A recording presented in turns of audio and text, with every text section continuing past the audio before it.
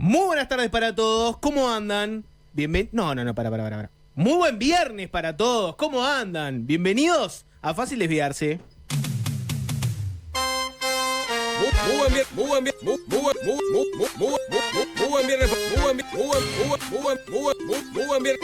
para todos. ¿Cómo andan? Bienvenidos. Viernes. Para vos. Viernes.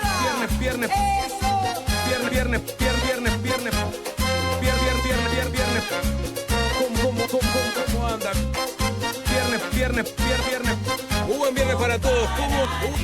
Muy buen viernes para todos. ¿Cómo andan? Bienvenidos a Fácil Desviarse. Viernes. Este baile es bueno, es muy divertido. Se pone más bueno si bailan conmigo. No es merengue samba, ni tampoco conga. Esto es pa' bailarlo y darle de bomba. Para arriba, ¿Qué tueco? todos con las palmas, digan lo que digan. El gobierno no hace nada. Mueve la cintura, y así para arriba. El desafuero. El gobierno no hace nada, es Fácil Desviarse hace menos, tal vez. Nico Batalla. Niki, ¿cómo estás? ¿Qué dice Jorge? ¿Todo bien? Todo bien. Voy a rápidamente con la ¿Sí? clásica ronda de Dale, saludos dale, porque y después las aclaraciones. Quiero ser rápido. Perfecto. Quiero ser veloz. Alvin Green, FM, adicto a la estación, el tripor de canciones, el encantador de perro, domador de la tarde, en consejo, FM del Sol. Perfecto. Maca Saavedra, la escaladora del periodismo, la versiculera de búsqueda. Bienvenida. Y después él. Maca vendría a ser una especie de profeta, ¿no? La profeta. Sí. Y después está él, el hombre que con sus manitos inventó el streaming en Uruguay. Y no se lo reconocen, ¿por qué? Porque les duele César Yacosa.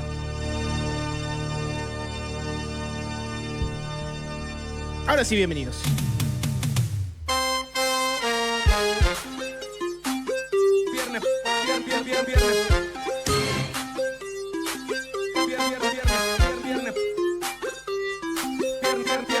Viernes. Para vos, ahí va. Ahora vamos a profundizar de por qué no escucharon la voz del sapito como salud. Bueno, la escucharon, pero Sí. robotizada, ¿no? Me pregunto si esto se termina de percibir para quien está escuchando solo por radio. La gente sabe que este no es el sapo real. Sí. Tiene demasiada energía. Claro. Sí. Muy buena modulación y muy buen tiempo. Tiene demasiada energía. No, lamento decepcionarlos. No se trata de una edición de El Tigre y el Dragón esta vez. No es Fácil Desviarse puro y duro. Nico. Sí, claro, hay un poco de ese factor. La gente está decepcionada que no es el Tigre y el Dragón. ¿Me puedes explicar, Nico? Sí. Me encontré dos materiales vinculados a Sapo, quien tal vez sea el mejor conductor de las tardes de radio. Tal vez. Bienvenido, Diego, comillas, Sapo Sas. Una publicación de @desayunosinformales12 en Instagram. ¿Se le dio la bienvenida oficial? Bueno, no se le dio la bienvenida oficial desde el punto de vista de él in situ porque no estuvo hoy al aire, pero el lunes se integra Diego Sapo Sas a los desayunos informales de Canal 2. Exactamente. Hoy, de hecho, se despidió de 5 sentidos en Canal 5. Así que desde el lunes, quien quiera sapito por partida doble lo puede seguir. Por supuesto, acá de tarde, como siempre. Siempre. Y también de 8 a 10 en Canal 12, Desayunos Informales. Para todos esos anfibios, para todas esas batracias que necesitan más sapo en sus vidas, ahora sapo por partida doble. Vos sabés que pasó algo raro, ¿no? Puse la placa de que venía el sapo. Sí. Y mucha gente dijo, me señalaba como una especie de nepotismo. ¿No? Y bueno, como que yo la había llevado. La gente no cree. Digo, la gente, estoy haciendo una generalización muy, muy absurda, pero aparentemente no creen que el canal puede escuchar Fácil Desviarse y entender que el sapo es una gran persona para estar en las mañanas de desayuno. Lo pidieron las esferas más altas de Canal 12. Yo te voy a leer algunos de los comentarios que veo en la publicación esa, ¿no? El fichaje del año. ¡Qué maravilla! Pone la cuenta del tío Aldo. La cuenta del tío Aldo comenta desayunos. ¡Qué maravilla! Se pronunció el tío Aldo a propósito de la llegada del sapo. Sí, un gol. Ya casi fácil desviarse, excelente, pone alguien. La verdad que me choquea un poco esto, un poco fuerte. Buen periodista, felicitaciones. De hecho, después tengo que tener una reunión contigo. Ah, Con perfecto. Un tema ahí. Un temita. Ahora, ¿me puedes explicar? Le recomiendo a toda la gente que vaya a la transmisión de YouTube porque esto va a ser único y irrepetible. No lo vamos a poner el día de hoy en nuestras redes para que lo vean. Pero ¿me puedes explicar, Nicolás Batalla, esta imagen que le voy a pedir a César Yacosa? O sea, ¿el sapo fue tapa de la revista Caras? ¿Qué estoy viendo? ¿Qué me estás mostrando, Jorge? Una tapa de la revista Caras donde aparece el sapo con el mismo look con el que salió ahora Sí. En la placa esta saludándolo de desayunos. Y dice Caras, tragarse un sapo, es el título de la revista Caras. Desayunos informales incorpora a Diego Sass. Caras estuvo en los entretelones, la difícil negociación, la amistad con Hegemónico y el pedido de camerino del sapo. No sabía que había pedido un camerino. ¿Vos tenés camerino en el 12? No hay camerinos individuales en el canal. Hay varios camerinos para, digamos... No sé a qué le llamás camerinos. ¿A una habitación donde cambiarse le llamás camerino? Una ¿O le llamás, una o al lugar donde vas y te oficina, maquillás? una oficina que diga Nicolás Batalla. No existe eso. Y que vos entrás No, y pero- tenés tu espejito, tenés Claro, un pero asientito, lo que pasa que un frigobar. En el imaginario de las películas, vos te imaginás, el camerino es el lugar donde vos vas y te maquillás, te peinás y eventualmente te cambiás. Ujú. En el canal, vos tenés un lugar de vestuario, tenés un lugar de maquillaje y peinado, Sí. y aparte tenés algunos habitaciones, cuartos donde vas y te cambiás. No tenés un lugar propio de Nico. Pero, o sea, ¿por qué lo tendría? Y como te Es absolutamente innecesario e ineficiente. Además de que tampoco sería para mí, sería para las estrellas del prime time del canal. Pero entonces, cuando me contaron aquella anécdota de que te encerraste y dijiste hasta que no venga Mateo no salgo, ¿dónde fue que te encerraste? No sucedió. ¿No sucedió pasó eso? ¿No pasó eso nunca? No sucedió. Perfecto. Pero vos decís, según Caras, ¿acaba de cambiar la tapa de Caras? ¿O eso estaba desde el inicio? El pie. El pie siempre estuvo ahí. El pie siempre estuvo. Ay, es una segunda noticia. Viste que Cara siempre tiene Sí. la principal y después tiene una segunda como para llamar tu atención. Contame cuándo te hicieron esta nota, Jorge. ¿Cuál es el título de esta Es nota? una foto de Jorge sonriendo en un primer plano y está destacada la frase: no estoy embarazado, soy gordo. Bueno, la revista Caras suele por lo general tener alguna nota vinculada a un embarazo en portada. Entonces tenía que aparecer una vinculada a un embarazo en portada, Nico. Esto es así. No, ¿te tengo que explicar yo cómo funciona el periodismo? No, Una nota sobre pero- embarazo tiene que haber. Pero no sabía que había dado esa nota. No, bueno, en un momento tuve que salir a hacer aclaraciones, ¿viste? Ahora sí, cambio de tema. Bueno, el sapo estaba tomando carrera, va Sí, a llegar para la en un zona de ratito la entrevista viene. del programa. Claro, en un ratito viene el sapo. Cambio drástico de tema. El uruguayo. ¿Existe tal cosa como, por ejemplo, para el estadounidense, está lo que se llama el sueño americano, ¿no? El sueño americano para el estadounidense es el poder tener una situación económica X y ascender de clase social mediante el trabajo duro y actitud positiva y que el mercado te ayude, el empresariado te ayude, el Estado no te estorbe demasiado. Ese sería como el sueño americano. La meritocracia perfecta. Y bueno, algo así, ¿no? Y, por ejemplo, en una época, ahora capaz que con el trampismo cambió un poco eso, ¿no? Pero en una época era casi como un sueño hasta inmigrante, ¿no? Podés ir de cualquier parte del mundo, establecerte en Estados Unidos, y si trabajás fuerte y sacás el país adelante, te va a ir muy bien. El país te va a sacar a vos también. Te vas a conseguir una casita, vas a tener tu auto. Ese sería como el sueño americano. ¿Existe tal cosa como el sueño uruguayo, Nico? O sea, ¿hay un sueño uruguayo? Yo entiendo que los uruguayos Sí. tenemos muchos sueños distintos, ¿no? El sueño de la casa propia, el sueño La casita de veraneo. el sueño de la casa de veraneo, tener en la costa una casita a donde irte de vacaciones y después arrepentirte cuando el veas lo que empleo, cuesta el empleo mantenerla. estable. Se tipo, volvió ¿no? tener un trabajo estable se volvió el No, el bueno, me uruguayo. pienso el ingresar al Estado, por ejemplo. No es. Hubo no una es, época que el sueño uruguayo era conseguir un laburito en el Estado y quedar ahí ad eternum y que no te pudieran echar. O por lo menos cierta seguridad. Sí, claro. ¿Tenés el sueño del policía propio? Saber que tenés un policía cerca de tu barrio. Bueno, no lo tenía tan claro eso. El sueño del subte propio. El sueño de muchos uruguayos, ¿cuál fue? Durante años, tener un subte en Montevideo. Tener un subte como tienen las grandes ciudades del mundo y dejar de depender tanto del ómnibus, de las largas esperas, dejar de comerte rato esperando en una parada o en un ómnibus que para y 40 minutos por cualquier lado. Bueno, el sueño del subte propio. ¿Se va a cumplir el sueño del subte propio? Bueno, no exactamente. Lo que les puedo decir es que subterráneo hay, subte no. ¿Por dónde viene la cosa? El diario El Observador... Antes de ir ahí, menciona Metro de Montevideo, el proyecto de Marco Galtieri, que ha tenido distintas vidas, ¿no? Porque ha sido un libro, ha sido una serie de televisión donde exploran justamente cómo sería la historia con un metro en Montevideo, ¿no? Que no tiene nada que ver con lo que vamos a hablar ahora, pero sí remite a ese imaginario. Exacto. Y a ese anhelo montevideano, metropolitano, de tener algo como eso en la capital.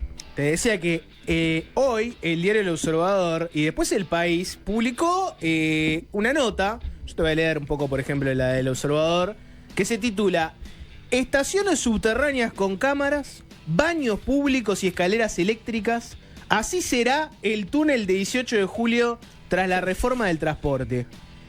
O sea, no es un subte, es un túnel. Es un túnel subterráneo. O sea, yo te voy a leer el proyecto y vos decime, encuentre las 7 diferencias entre esto y tener un subte, ¿no? Te leo la noticia, dice, Sí. El Banco Interamericano de Desarrollo, o sea el BID, aprobó un crédito de $500 millones para las obras del proyecto de reforma del sistema de transporte metropolitano. El título oficial, bueno, no es muy creativo, es Programa de Transformación del Sistema de Transporte Metropolitano de Montevideo. Pero se entiende la idea. Siento que necesitamos un buen nombre. Siento que si vamos a hacer una reforma en el transporte montevideano, hay que pensarle un nombre con onda. Como en su momento, ¿te acordás, Nico, que el plan Fénix para AFE? Sí. Precisamos un nombre. No es como la referencia a la que buscar para algo que están haciendo, ¿no? Una cosa fallida. Sí, Una cosa exactamente. fallida. 097-441-443 y chat de YouTube. Si tuvieran que reformar el sistema de transporte montevideano y le tienen que poner un nombre a ese programa, elíjanlo y manden y yo le voy a prestar atención. La cuestión es que uno de los puntos más discutidos de esa reforma es un túnel subterráneo por 18 de julio. Y ahí había distintas propuestas. El intendente Mario Vergara, por ejemplo, Nico, propuso que el túnel empiece en Ejido y termine en la Plaza Independencia. Esa es la propuesta original de Vergara. Después Lucía Echeverri, la ministra de Transporte y Obras Públicas, dijo que comenzaría el túnel en Eduardo Acevedo. Estoy diciendo distintos cambios, Sí. ¿no? Más allá del punto exacto de dónde empezaría, lo cierto es que está todo encaminado a que haya en algún lugar exacto a definir un túnel subterráneo en 18. Sí, ¿querés que hagamos un paso para atrás o querés seguir por la vía del túnel? Para explicar el Primero te proyecto quiero- más grande. Primero te quiero explicar el túnel. ¿Por qué? Bueno, Porque te leo lo que dice, ¿no? Sería túneles donde pasaría ómnibus BRT. Estos son los ómnibus largos, articulados, esos que tienen más de 200 pasajeros y se mueven a alta velocidad. Y les voy a leer lo que dijo el observador tal cual, textual. El plan habla de un túnel de 3.2 kilómetros, aunque es un factor que puede cambiar, 6 paradas bajo tierra y salidas a la superficie. Este diseño permite garantizar rapidez y eficiencia en los viajes, contando con frecuencias en ambos sentidos cada 3 minutos, permitiendo disminuir los tiempos de traslado de todo el recorrido de 22 a solo 7 minutos.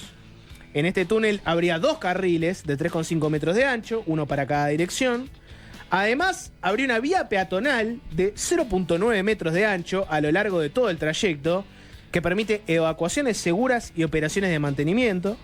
El proyecto incluye 2 puntos de resguardo para estos ómnibus por si se rompen y hay que ponerlos en algún lugar. Bueno, ahí que no tranquen todo. Las estaciones subterráneas para ascender y descender de los ómnibus estarían cada aproximadamente 500 metros. Cada estación, de acuerdo al plan, incluiría baño público accesible, espacios con cámara de videovigilancia, intercomunicadores de emergencia y señalización digital y analógica para orientar del funcionamiento del sistema. Los muros estarían revestidos de material resistente al vandalismo y la humedad. Habría sectores podotáctiles para personas con discapacidades visuales y techo con sistema de iluminación LED de alta eficiencia. Las estaciones estarían conectadas al nivel de calle mediante escaleras comunes, escaleras mecánicas y ascensor apto para personas en silla de ruedas y otros dispositivos de accesibilidad. Entonces yo te quería explicar todo esto, Nico, antes de entrar en el proyecto grande. ¿Por qué? ¿Cuál es la diferencia entre esto y un subte? Básicamente que no hay un tren, que es un subte, pero en vez de haber un tren, hay ómnibus articulados. No, porque está bien, pero un subte, por lo menos cuando vos lo pensás, o lo pensás en un tramo muy largo, ¿no? Un recorrido largo, o una red incluso de trenes subterráneos. En este caso es un tramo que está en discusión de una línea de ómnibus articulados que van a venir por arriba y que en determinado momento van a entrar en un túnel en 18 de julio, y eso está en discusión porque precisamente de qué tan largo es el túnel, o sea, cuánto de 18 de julio toma, es el tiempo que llevan las obras y por lo tanto la repercusión en el arriba para, por ejemplo, la zona comercial de 18 de julio. Les ¿no? aporto a la discusión. Sí. De Plaza Independencia a Ejido son 1.2 kilómetros, Exacto. 12 cuadras en jerga normal, y hasta Eduardo Acevedo son 2.2, 22 cuadras. Digamos, sí, hay como tres ideas en discusión. No tengo claro en este momento cuál es la que está más cercana. Si uno se guía por las declaraciones que dio la ministra de Transporte, Lucía Echeverri, parecería estar más sobre Eduardo Acevedo o Fernández Crespo, por ahí. Que es esa distancia de 2 y algo. En algún momento se había manejado que esto fuera desde incluso la zona de Tres Cruces. Ahora vamos a hablar también de esa parte. Y la Intendencia de Montevideo, que digamos es una de las principales afectadas, proponía el tramo más corto en el caso de que fuera indispensable hacer el túnel, precisamente, y entrar en obras. Y ahí sí se manejaba Ejido, Germán Barbato, que es el tramo más corto. Ahí es parte de la discusión que está ahora en negociación de qué se hace con 18 de julio. El resto del proyecto parece estar más o menos consensuado. Según las Dale, notas periodísticas de hoy, este proyecto con el BID, esto es el escenario máximo. O sea, podría haber menos cosas que esto o que sea más corto. Pero esta es como la máxima que podrían llegar a realizar. Ah, bien, es el escenario de máxima. 097-441-443 para los mensajes y el chat de YouTube también, que lo estoy leyendo. 3,4 sería hasta el obelisco. Claro, todo por claro. 18. 3,4 sería hasta el obelisco. Básicamente todo 18. Programa Salgado, por ejemplo. Pone alguien como nombre. Me gusta Programa Salgado. Me Pagas- parece que es demasiado Obvio. personalista. No creo que sea un nombre que pueda prosperar. El programa Salgado. Paga 0,5 que se llama Pepe Mujica. Ojo con ese nombre. ¿No tiene que pasar un tiempo para empezar a utilizar ese nombre en el nomenclator? Ojo con ese nombre, Nico. Me estoy haciendo esa pregunta. Sí, capaz que sí, capaz que tiene que pasar ese determinado tiempo, ¿no? ¿El túnel va a estar abierto 24 horas? Pregunta Eduardo. No aparece ese dato acá, pero todo indicaría que... No sé, me parecía raro que 24 horas, pero se puede ver, obvio. O sea, hay que investigarlo. Un poco la historia de esto. ¿De dónde viene? En el periodo pasado habíamos discutido bastante a propósito de una iniciativa privada que se había presentado para la zona de Avenida Italia, Giannatasio, digamos, esa discusión, ¿no? El tren de la costa, las distintas ideas que se han manejado para unir la zona de Canelón, o sea, la costa canaria o parte de la costa canaria más acá sea Montevideo y el resto de Montevideo. Esa era una de las ideas que estaba arriba de la vuelta, la iniciativa privada del Tren Tram. Apareció otra idea que era con algo aéreo, Aeromet, que era más corta, era desde creo que desde Puente Carrasco hasta Tres Cruces. Que venía de una idea parecida en Brasil, que en Brasil habían hecho uno de esos trenes aéreos. Y la otra idea que estaba arriba de la mesa, que se está discutiendo y que todo indica es la que ha tenido el aval, porque de las otras ideas no se está hablando, está basada en el proyecto que presentó en su momento Simbe, que era una propuesta que básicamente lo que consistía tenía como dos objetivos: bajar los tiempos de espera en las paradas y bajar los tiempos de recorrido de los viajes, y básicamente lo que proponen es generar dos grandes corredores, uno en 8 de octubre, básicamente Camilo Maldonado, 8 de octubre, o sea, desde Zona América hasta la Ciudad Vieja, que es básicamente el corredor más importante en cuanto a materia de cantidad de gente que lo utiliza. Eso según el proyecto y según lo que dan cuenta hoy los diarios, pero además en su momento se había presentado por parte de Simbe, bueno, podría llamar el nombre de línea A, y una segunda línea sería la línea B, que sería así precisamente la que toma desde Ciudad Vieja hasta Ciudad de la Costa, hasta el Pinar, más o menos, recorriendo por Avenida Italia. Esas dos carriles, esos dos corredores, terminarían juntándose en la zona de Tres Cruces. Ahí habría una estación intercambiadora de Tres Cruces donde confluirían ambas líneas que se unirían para seguir por 18 de julio. Y ahí, en 18 de julio, es donde empieza la discusión de, bueno, ¿qué pasa a partir de 18 de julio? La propuesta de Simbe proponía precisamente un túnel sobre la zona de Fernández Crespo. Eso es lo que parece estar ahora generando más diferencia, sobre todo en la discusión con Montevideo, porque justamente implica este nivel de obras. En cuanto a bajar los tiempos de espera, los cálculos que hacía en su momento Gonzalo Márquez, que es el economista que trabajó o que lideró este proyecto por parte de Simbe, era que iba a bajar entre 25 y 30 minutos los recorridos de tramo a tramo, de lo que yo mencionaba, la línea A hasta Zona América, la línea B hasta el Pinar, en relación a lo que ocurre hoy. Él lo estimaba en un 35% del tiempo de espera. O sea, hoy hasta Zona América el promedio es de 68 minutos y al Pinar de 81 minutos de tramo a tramo, y se entendía que entre 25 y 30 minutos se podía bajar de cada uno de esos tramos en promedio, lo cual, y este cálculo me llamó la atención, el ahorro en tiempos de viaje para las personas, si vos juntás... Ahorro neto. Claro, total. todo lo que... Bueno, Jorgito se toma en Zona América y viene hasta Ciudad Vieja, y entonces se ganó ese día que hizo ese viaje de tramo a tramo 20 minutos. Bueno, vamos a sumar todos los viajes de Jorgito, más de todas las personas que usan el sistema, 18 millones de horas por año se ahorraría de tiempo. Dame la hora por persona. Es un dato contundente, dame la inapelable. hora, dame la hora por persona. Andá a chequearlo, pero... Andá a chequear, 18 millones de horas, bueno, pará. horas de tiempo libre para los uruguayos a partir de esta reforma en el sistema. Para los uruguayos. Y sí. Bueno, también los extranjeros que utilicen el sistema, pero no, ahí me imagino que es menos tiempo. Por ahí va entonces la propuesta, que claro, tiene esa discusión de qué hacer con 18 de julio, porque es donde se dan los ahorros más importantes del sistema, y se baja de tiempos del entorno de 20-25 minutos a tiempos de 7-8 minutos, según lo establecido si el túnel arrancara en Fernández Crespo o por ahí.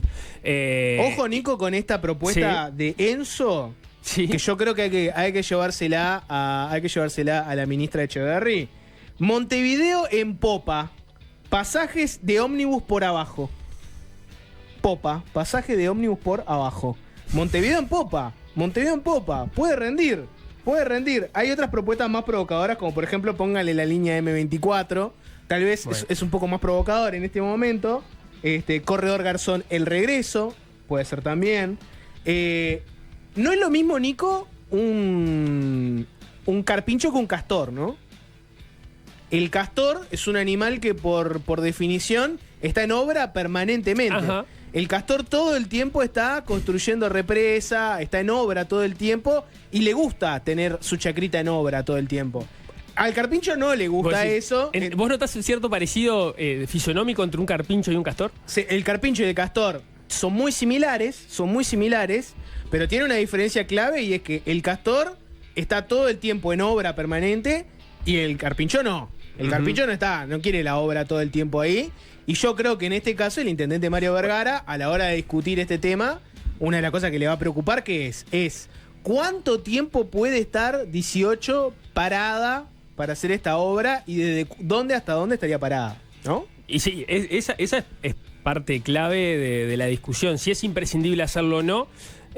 Según lo que he podido conversar en gente que estuvo trabajando en el proyecto, sí es imprescindible el hecho de que haya túnel en 18 de julio, porque justamente esa obra, el hecho de, por ejemplo, que no tengas que parar en los semáforos, o que puedas ahorrar tiempo en los momentos en que 18 de julio está paralizada, ¿no? Que el estudio de Simbe, ahora no fui a chequear el dato, pero el estudio de Simbe daba cuenta de que 18 se interrumpe por distintas movilizaciones con una frecuencia bastante alta.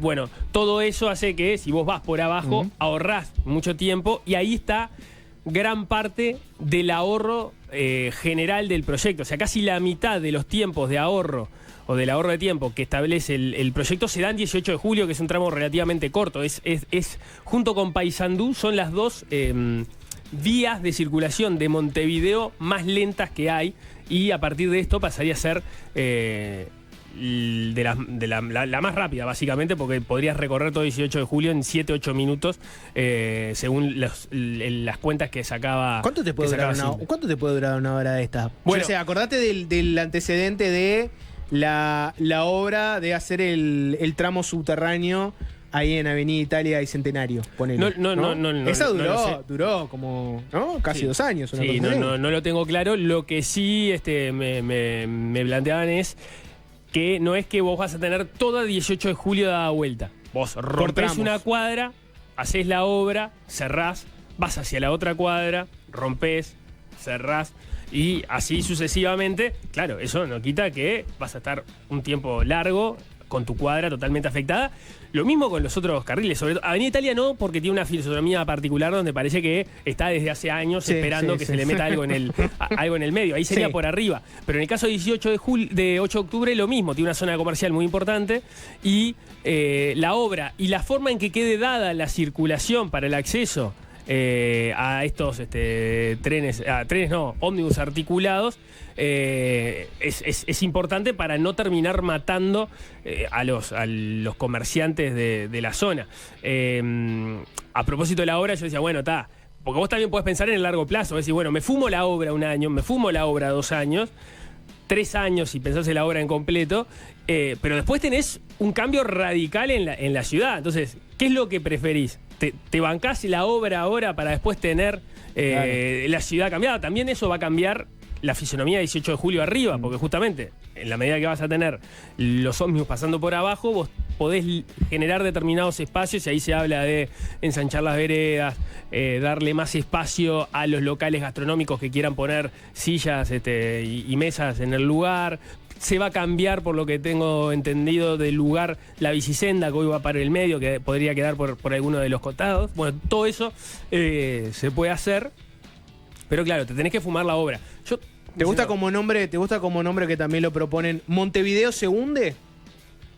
Un poco. No me parece que tenga el marketing suficiente. Vamos pero además, para abajo. Pero además ese es un punto de la obra. Acordate, el cambio es más sistémico. O sea, vos lo que vas a tener es, en Avenida Italia, en 8 de octubre, donde hoy tenés un montón de líneas corriendo y superponiéndose, vas a tener una sola línea de un ómnibus, nuevamente, más grande, estos que vos decías, de 220 personas, que la idea es que en uno van a pasar cada 2 minutos, en otro cada 4 minutos, y entonces vos vas a tener un solo lugar al cual subirte, y en todo caso lo que va a ir cambiando es cómo se alimentan esos corredores. O sea, las líneas se tienen que rearticular para que vos puedas llegar a 8 de octubre, para que vos puedas llegar a Avenida Italia, y a partir de ahí todo debería ser más rápido, porque tenés que esperar menos, y porque además una vez arriba del ómnibus sería más rápido. El hecho de que sean ómnibus articulados y tengan este tamaño también es una contra a la hora de pensar de si no hay alternativas al túnel. ¿Por qué? Porque si vos estás pensando que a veces 18 de julio se corta, ¿qué es lo que pasa cuando se corta 18 de julio? No, marcharías con todo el proyecto, porque si 18 se corta por X motivo, todos los ómnibus trancados ahí esperando para entrar. Bueno, hoy en día cuando se corta los ómnibus se desvían. Claro. Agarran San José, si están saliendo de Ciudad Vieja. Y se vuelve un caos, todo tarda el doble. Imagínate todo eso con un mega ómnibus. Con ómnibus que de repente tienen el doble de tamaño o más de los que tienen ahora. O sea, no, lo linchan al carpincho. Entonces, digamos, esto parece ser un punto clave de la discusión, pero claro, tenés que asumir el eventual costo político y costo social para los involucrados de tener que enfrentar una obra de ese tipo, que obviamente al que se le ponga en la puerta te va a joder. Obviamente te va a joder, y ahí en todo caso puedes ver si hay algunos mecanismos de compensación que mitiguen de repente las ventas que puedas perder. O sea, hay una discusión articular ahí. Tengo una que es ¿qué va a pasar con 18 de julio en la superficie? ¿Cuál es el...? Pues acá hay, digamos, si haces toda esta obra larga, complicada, etcétera, le puedes complicar la vida a mucha gente. A muchísima gente, potencialmente millones y millones de horas se van a ahorrar los uruguayos como Ya dijimos, es el de Nico. 18 millones de 18 horas. por millones de año. horas. Ujú. ¿Qué va a pasar con la 18 de julio en la superficie? La idea del plan es que quede preferencialmente para peatones.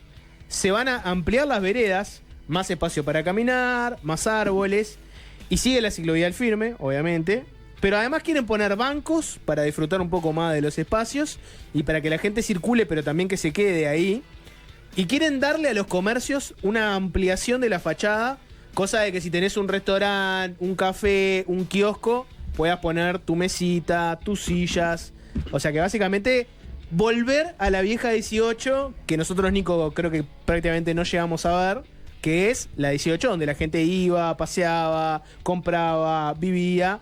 A diferencia de la 18 actual, que es, bueno, voy a trabajar, camino, compro alguna cosa a la pasada, si me banco el caos y me voy a mi casa. Quieren volver a esa 18. Entonces, para el que tiene su local en 18, creo que la zanahoria es quédate, bancate esto, porque estamos construyendo una 18 nueva donde vos vas a tener un lugar mejor. Claro, si vas a lograr revitalizar el centro después, porque esto lo vuelve un lugar más agradable para estar y para hacer el paseo de compras, ponele, bueno, si te lo bancás o no. Está bien. Yo te admito que parte de mi razonamiento es, en el mundo hay, en algunos casos, en ciudades no tanto más grandes que Montevideo, vos tenés metros, tenés subtes, tenés obras de importancia y nadie las deja de hacer por el costo político de... digo, capaz que en algunos lugares sí se dejan de hacer, pero digo, hay muchísimos lugares donde no se ha dejado de hacer por esto, y menos en el caso donde estamos hablando estrictamente de un túnel. Es verdad, es un túnel justo en un punto neurálgico como es 18 de julio, pero es un túnel al fin. Pero pensaba eso hasta que me di cuenta que estas obras en los corredores implican en algunos casos pasos a desnivel. Me doy cuenta que uno es en 8 de octubre y Valle y Ordóñez Ay, es Nico. en la puerta de mi casa. Ay, Nico. Y ahí ya empecé a volverme mucho más empático con los comerciantes de 18 de julio. Lema 2030, ya lo vemos venir. ¿Lema 2030? Bueno, de campaña. puede ser otro, Ujú. Ripoll, puede ser la que se te ocurra. No, está bien. A ver, hay costo político y también hay rédito político, ¿no? Si viste que siempre dicen que para ser electo tenés que tener ser reelecto, ¿no? Tenés que tener una gran obra abajo del brazo. Y bueno, la verdad que si lograste revitalizar 18 y hacer todo un túnel subterráneo, es una gran obra exitosa que tiene su plus. Si como gobierno lograste hacer esas 2 venidas rápidas con los 2 tránsitos más pesados que tiene la capital, que uno es toda la parte de el 8 de octubre y la otra es Avenida Italia, si lograste sacarlo con éxito de acá a 2029-2030, tiene un rédito político. Sí, lo que pasa es que ahí hay que ver si los tiempos llegan de esa forma. Ahora, El problema estoy es jugando. si estás en 2029, Claro, meta obra con todo trancado, ahí sí es otra cosa. Estoy jugando de memoria, pero si no recuerdo mal, cuando se presentó este proyecto por parte de Simbe, creo que tenía un desarrollo en 10 años.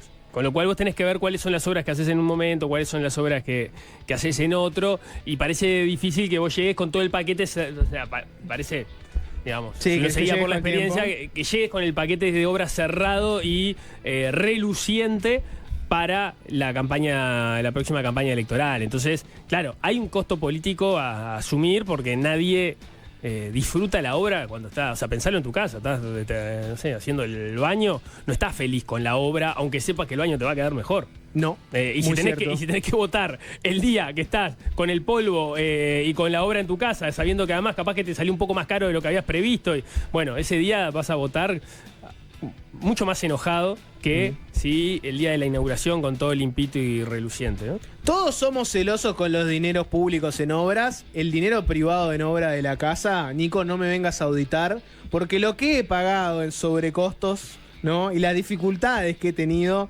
Tengo una obra que es la mampara del baño parada hace años. Como una Si yo obra, fuera- una mampara de un baño no es una Tengo una obra mampara. demasiado compleja, En el baño tengo una mampara rota hace Sí. casi un año ya y que tengo media cortina cortada con tijera para taparlo ahí. Si yo me La tirara. imagen que me pusiste en la cabeza Lamentable. es muy lamentable. Si yo me tirara a las elecciones en mi casa, a ver si salgo. ¿Pierde el oficialismo? O sea, me tengo que ir en helicóptero, si es por eso. Hoy hacemos una pausa porque Maca investiga. ¿El senador colorado Andrés Ojeda violó la Constitución? El senador colorado Andrés Ojeda violó la Constitución y se puede quedar sin cargo en el legislativo automáticamente?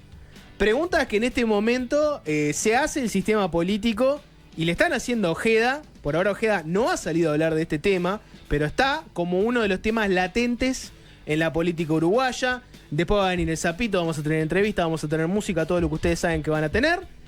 Y Alvin, vamos a hacer un pequeño homenaje, porque ya que hablamos de la 18 revitalizada, los comercios, pequeño homenaje al kiosquero uruguayo, al almacenero uruguayo, a ese que es eficiente, que sabe los precios de todo y te saca de taquito, quiero esto, pim, pum, pam, acá tenés, tengo cambio. Momento de hacerle un homenaje.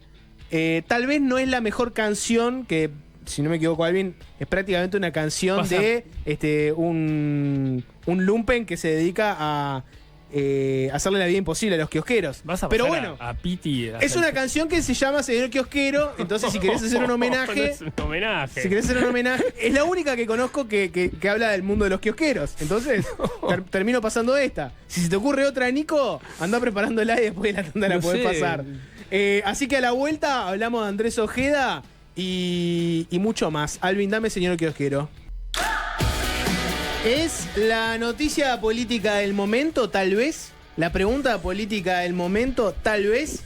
Y como fácil desviarse no lo había abordado, tuvo que venir una periodista real para meterse con ese tema. Hola, Maca Saavedra. Exceso de halagos. Hola, Jorge Valmeli, ¿cómo estás? Hashtag Maca investiga. Viste que yo lo vendí en el bloque pasado como signo de pregunta. Pregunté, ¿Andrés Ojeda violó la Constitución? Y después pregunté, ¿Andrés Ojeda violó la Constitución y tiene chance de quedarse afuera del Parlamento automáticamente? ¿Te pareció bien mi venta o le faltó rigurosidad? No, me pareció bien tu venta. Contanos un poco de dónde viene esto. Yo creo que lo arranqué a ver, no sé, Nico, contame vos, pero lo arranqué a ver a partir de Sin Piedad, el programa donde está Eduardo Preve con Diego González. Sí, ahí en BTV. Es que fue, más allá que el disparador tiene que ver con algo que Maca va a contar ahora, fue él quien lo puso en consideración pública, me parece, a partir de un informe que sacó en Sin Piedad, lo había vendido en sus redes antes. Me da la impresión de que, claro, ayer en la jornada en el Senado, que es en definitiva donde está ocurriendo o pueden aparecer las repercusiones de esto, estaba totalmente enfocada en la votación y el cierre de la votación del presupuesto nacional, y por lo tanto estaban todos los senadores en otra, digamos, en algo bien importante que era el presupuesto nacional, pero estaban totalmente dispersos o concentrados, mejor dicho, en esa actividad, y esto no era un tema que pudiese entrar, y ayer se había intentado conseguir por parte de algunos periodistas la palabra de Ojeda, no había querido hablar, o sea, no había mucho más para avanzar. Ahora creo que sí, ya es el momento de cual, bueno, poner arriba de la mesa esto y explicar qué es lo que está pasando. Sí, exacto. Capaz que empezamos por ahí contando un poco en qué, o sea, les voy a poner un poco en contexto. La semana pasada, en una audiencia en el Poder Judicial, en una audiencia penal, la fiscal de flagrancia, Silvia Lovesio, planteó, estaban en una audiencia, y planteó que el senador colorado Andrés Ojeda podría haber incurrido en una violación a la Constitución, en particular al artículo 124. El caso por el que estaban en la audiencia era porque Ojeda con otro abogado, con aval, defendían a una persona porque había puesto una denuncia por apropiación indebida. Ese caso se había archivado y lo que ellos hicieron fue presentar un escrito en la fiscalía con la firma de los dos abogados, donde decían que presentaban evidencia, eran 75 páginas donde presentaban evidencia para que ese expediente, ese caso, fuera reexaminado por la fiscalía. Ese fue lo que disparó, lo que la fiscal planteó en esa audiencia, era esa posibilidad de violación de ese artículo. Claro, lo que está en discusión ahora no tiene nada que ver con el caso en concreto, claro, con esto no que haya pedido el reexamen. El caso. problema es que Ojeda presentó un escrito con su firma, y eso fue notado por la fiscal del caso porque entendía que podía entrar en violación del artículo 124. Claro, el problema no es el caso de fondo, ni lo que se está discutiendo, ni si, que incluso en la audiencia fue un poco confuso Andrés Ojeda, sino es si él violó la Constitución al haber presentado ese escrito con su firma, que tenía la firma de los dos abogados, es verdad, pero tenía su firma. ¿Qué dice el artículo 124 de la Constitución? Que es bastante claro. Estos días hemos discutido mucho el artículo 200 por el caso Danza, que no es tan claro como este.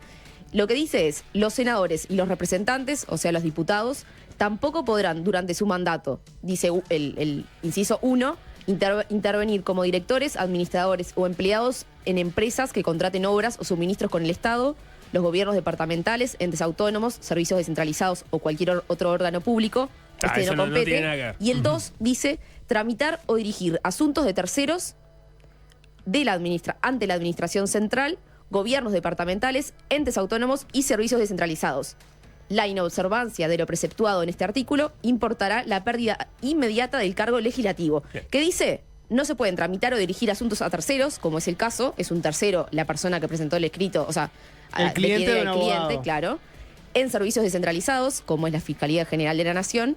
Y lo que plantea al final es esto: el incumplimiento implica la pérdida inmediata del cargo legislativo, es decir, de ser diputado o de ser senador. No hay un proceso largo en el cual se vaya a debatir todo esto. La Constitución dice, hiciste esto, automáticamente afuera. Claro. Que es una diferencia, Sí, por con lo el menos así lo 200. marcaba Preve cuando presentaba el informe de respecto al 200. El 200 marca cuál sería la restricción, lo que no podés hacer, pero no marca qué es lo que pasa si haces eso que no se debe hacer. Claro, no hay En una este consecuencia clara. En este caso sí, eso genera un debate, en todo caso, sobre cómo sería la forma de la pérdida del cargo, pero establece que la sanción es esa, la pérdida Sí. del rol, en este caso, en caso de que esa interpretación prevalezca. Sí, y es que además, leyendo, que nosotros hemos leído un montón de artículos y es bastante claro, a diferencia de muchos otros, a qué se está refiriendo. O sea, a tramitar para terceros ante servicios centralizados. O sea, parece que es clarísimo. Pasa que, claro, como decís vos, si mirás lo que fue todo el debate del caso Danza, tuvimos horas debatiendo, bueno, ¿qué significa depender directa o indirectamente? Acá es como que... Acá es bastante directo, Sí, claro. es Acá es clarísimo. Bueno, en la audiencia judicial, la fiscal Lovesio hizo referencia al artículo 124 y dijo que iba a poner en conocimiento a la fiscal de corte subrogante Mónica Ferrero. Vamos a escuchar lo que decía la fiscal en esta audiencia, en un audio que publicó Eduardo Preve en Sin Piedad. Conocimiento y pregunto, doctor, y le pregunto al doctor Aval, porque me llama la atención que usted manifiesta que se presentó un escrito firmado por el doctor Aval y el doctor Ojeda.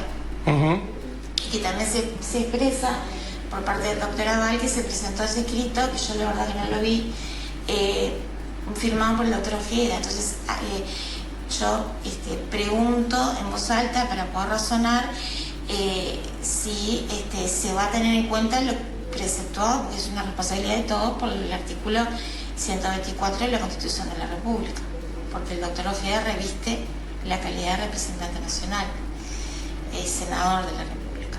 Y si se está diciendo que se presentó un escrito frente a un servicio descentralizado como es la Fiscalía General de la Nación, en su calidad de abogado representando una causa y siendo senador de la República, me parece que es un hecho que, que debemos debatirlo y bueno, y en su caso considero que habría que darle la posibilidad de que el doctor Ojeda, que no está acá presente, exprese si esto es así, para que obviamente tenga posibilidad de manifestar cuál es su interpretación respecto a ese artículo, también que la sede estime qué es lo que corresponde realizar, y por mi parte, tomando conocimiento de esa situación, yo voy a solicitar, doctor, que se ponga en conocimiento de la Fiscalía General de la Nación, de la fiscal de la doctora Ferrero, y me voy a excusar.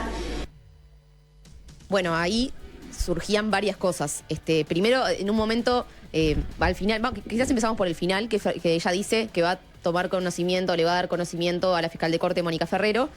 Bueno, yo conversé con la fiscalía, me comuniqué con la fiscalía, que lo que me informaron es que ella le respondió a la fiscal que eso es algo que ingresa dentro de su independencia técnica, es decir, qué es lo que tiene que hacerse de aquí en más a partir de lo que ella detectó, lo tiene que resolver, porque la fiscal de corte no le va a decir los pasos a seguir porque sería como meterse dentro de su trabajo.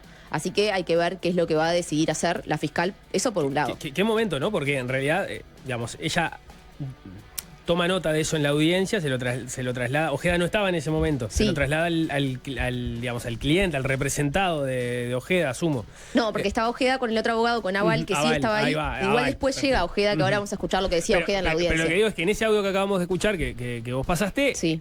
hace toda la interpretación del 124. Sí, donde sí, le sí. dice, acá, o sea, acá Hablan de un escrito que está hay la un firma. senador de la República que reviste tu calidad de abogado que está tramitando para un tercero algo frente a un servicio descentralizado. Hace todo el recorrido del artículo 124 para decir, bueno, con esto se lo voy a tramitar, o se lo voy a pasar a la fiscal Sí. de corte. Ahora la fiscal de corte se lo devuelve, pero Sí. la interpretación del Obesio respecto a qué es lo que está pasando con el 124 parece quedar meridianamente claro que va por el lado de la violación del artículo 124. Sí, ella lo que planteó fue una violación, una posible violación de ese artículo. Esa fue también lo que le planteó a Ferrero. Ferrero lo que dice es, vos tenés tu independencia técnica, yo no me puedo meter en esto, tenés que resolver qué hacer.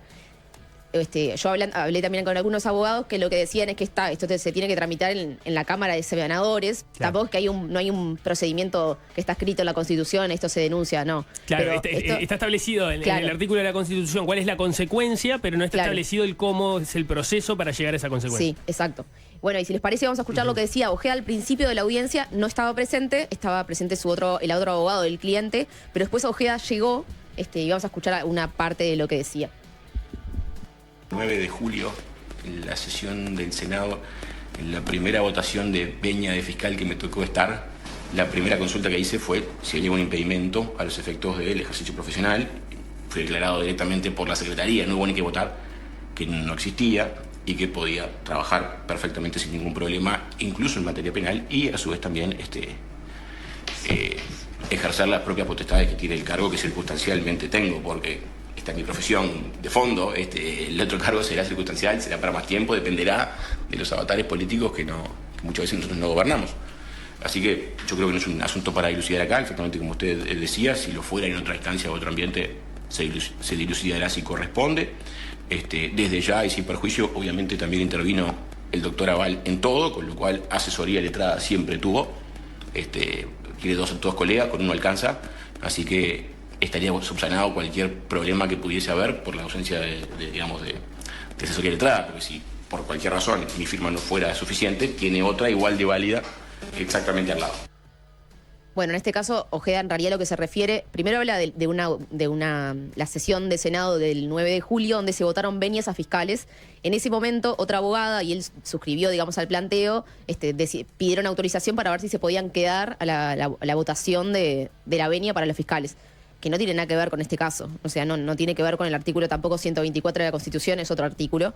Y después hacia el final, en realidad lo que hablaba era de la posible afectación para el cliente de que si la firma de Andrés Ojeda no vale. En realidad no estaba en discusión eso tampoco. O sea, la firma de Ojeda vale, el tema es si él podía firmar siendo senador. Bueno, el caso en estos días ha ido creciendo, empezó siendo, salió con Eduardo Preve, con el informe, Igual, ha ido creciendo. Me quedé con una duda, ¿no? Porque Sí. yo entiendo que Ojeda básicamente lo que dice ahí es no mezclemos el caso de mi cliente con esto otro. En todo caso, si hay algo que reprocharme a mí con este tema, es otra instancia que corra por otro lado. El caso de mi cliente es este. Entiendo que él quiso separar un poco también eso, ¿no? Porque vieron que dice, bueno, será para otra instancia, etcétera.